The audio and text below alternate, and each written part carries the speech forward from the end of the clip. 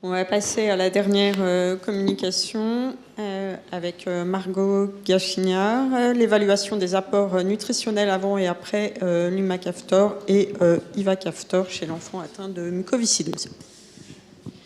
Bonjour, merci de me laisser présenter mon travail qui porte sur l'évaluation des apports nutritionnels avant et après la mise en place d'un traitement par l'Humacaftor-Ivacaftor chez un enfant atteint de mucoviscidose. Donc, comme vous le savez, la mucoviscidose est une maladie qui est autosomique récessive, qui est liée à des mutations du gène CFTR, et on estime à peu près une incidence en France à 1 sur 4500 naissances. Et c'est une atteinte systémique qui peut toucher tous les organes, et particulièrement une atteinte pulmonaire. La dénutrition dans la mucoviscidose, donc, on en a parlé déjà de multiples fois dans la littérature, et l'incidence, selon le registre français de la mucoviscidose 2020, estime qu'il y a environ 52,3% des filles et 59,5% des garçons qui sont atteints de mucoviscidose qui sont dénutris. C'est lié à une inadéquation entre les besoins et les apports énergétiques, tout particulièrement parce qu'on a une augmentation des dépenses énergétiques avec une augmentation de l'inflammation chez ces patients et des apports qui sont limités parce que c'est souvent des enfants qui sont anorexiques. Et donc une dénutrition qui est d'origine multifactorielle chez ces enfants. Et donc les enjeux de l'état nutritionnel, ça a également été démontré plein de fois dans la littérature. Un état nutritionnel qui est correct chez ces enfants améliore la fonction respiratoire. Quand l'état nutritionnel est moins bon, il y a un retentissement sur la croissance staturopondérale, avec une croissance qui est moins bonne. Et c'est également un facteur prédictif qui est associé à une moins bonne espérance de vie chez ces patients s'ils sont dénutris. Actuellement, donc les recommandations nutritionnelles sont basées sur des recommandations européennes qui datent de 2016. Et qui préconise des apports énergétiques journaliers de 110 à 200% des apports recommandés pour l'âge et le sexe pour des enfants en bonne santé pour un niveau d'activité physique moyen. Et c'est réparti 35% sous forme de lipides, 45% sous forme de glucides et 20% sous forme de protéines. Et depuis 2012, donc la prise en charge de la mucoviscidose a été révolutionnée par le développement des modulateurs de la protéine CFTR. Et ça a été démontré plein de fois dans la littérature que ça permettait d'améliorer la fonction respiratoire. Mais il y a peu de données qui étudient l'évaluation des apports nutritionnels sous modulateur de la protéine CFTR.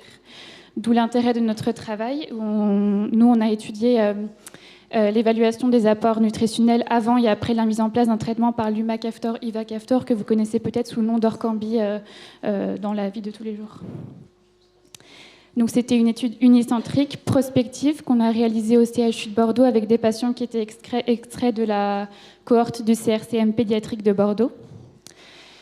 Donc, les critères d'inclusion, il fallait être âgé de 2 à 18 ans, avec un diagnostic de mucoviscidose, des enfants qui étaient traités du coup par l'Humacaftor et Ivacaftor avec un traitement qui était débuté entre janvier 2015 et décembre 2020. Et il fallait avoir une évaluation nutritionnelle avant et une après la mise en place du traitement. Et les critères d'exclusion, c'était des critères plutôt d'âge, moins de 2 ans ou plus de 18 ans.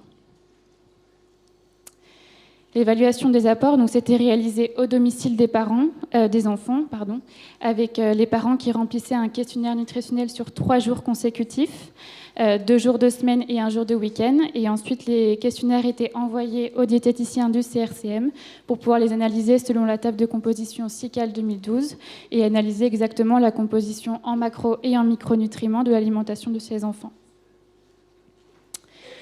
Donc, sur les 192 patients qui sont suivis au CRCM pédiatrique du CHU de Bordeaux, il y en avait 63 qui étaient traités par l'Humacaftor-Ivacaftor. Et on a pu en inclure 30 cas dans notre étude. Il y en avait un qui n'avait pas eu de bilan avant l'instauration du traitement et 28 qui n'avaient pas de bilan après l'instauration du traitement.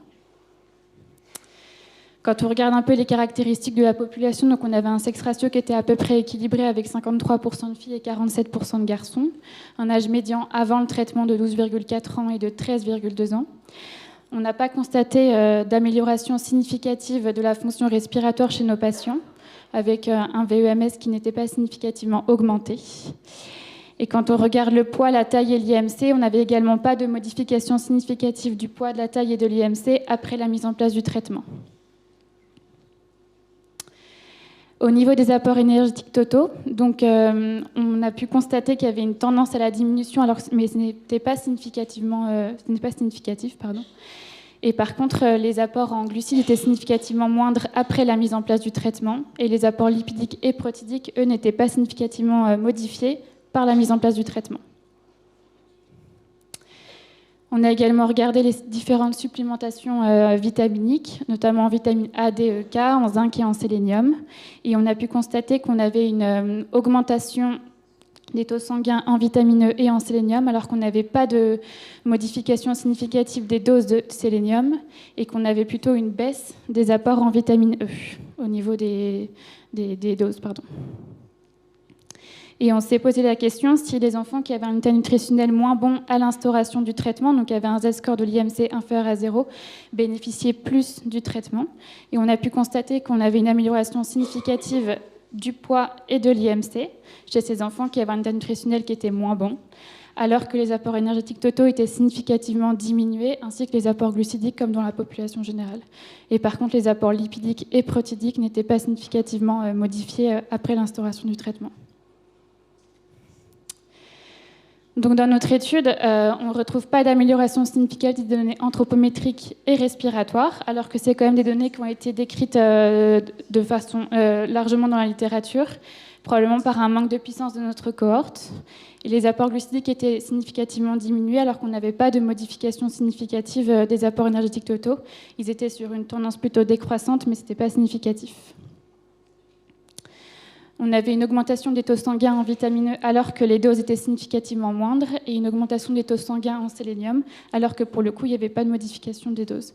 Et notamment au niveau de la vitamine E, ça a déjà été décrit dans la littérature avec une étude italienne qui étudiait l'amélioration de l'absorption des stérols et de la vitamine E et qui retrouvait une augmentation de l'absorption des stérols chez les patients qui sont traités par l'Humacaftor et Ivacaftor. Et par contre, pour les patients qui avaient un Z-score de l'IMC qui était inférieur à 0 à l'initiation du traitement, on avait une amélioration des paramètres anthropométriques, alors que pour autant, les apports énergétiques totaux étaient significativement diminués. Donc probablement une prise de poids qui n'est pas liée à la modification des apports énergétiques totaux, mais plutôt à une diminution de l'inflammation intestinale, ce qui a également déjà été démontré dans la littérature avec des taux de calprotectine fécale qui étaient significativement diminués chez les patients après la mise en place d'un traitement par l'Humacaftor et Ivacaftor. Donc les limites de notre étude, c'est un biais de recueil parce que c'est les parents qui remplissaient un questionnaire sur 3 jours, donc peut-être que les données étaient un peu approximatives. Il n'y avait pas un professionnel de santé qui venait au domicile et un manque de puissance avec une cohorte constituée uniquement de 34 patients, donc une petite cohorte. Donc peut-être des données qui n'étaient pas significatives du fait du manque de patients. Donc en conclusion, après l'instauration d'un traitement par modulateur de la protéine CFTR, on ne retrouvait pas d'augmentation significative des apports énergétiques totaux. Et par contre, on avait des meilleurs taux sanguins en vitamine E et en sélénium, alors qu'on avait plutôt une tendance à la diminution de la supplémentation.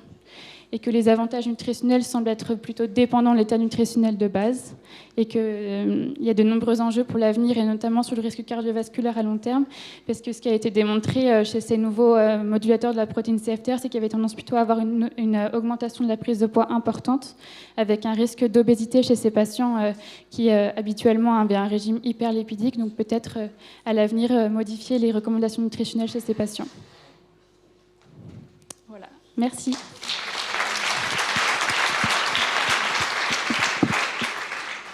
Merci beaucoup. Est-ce que vous avez des questions ?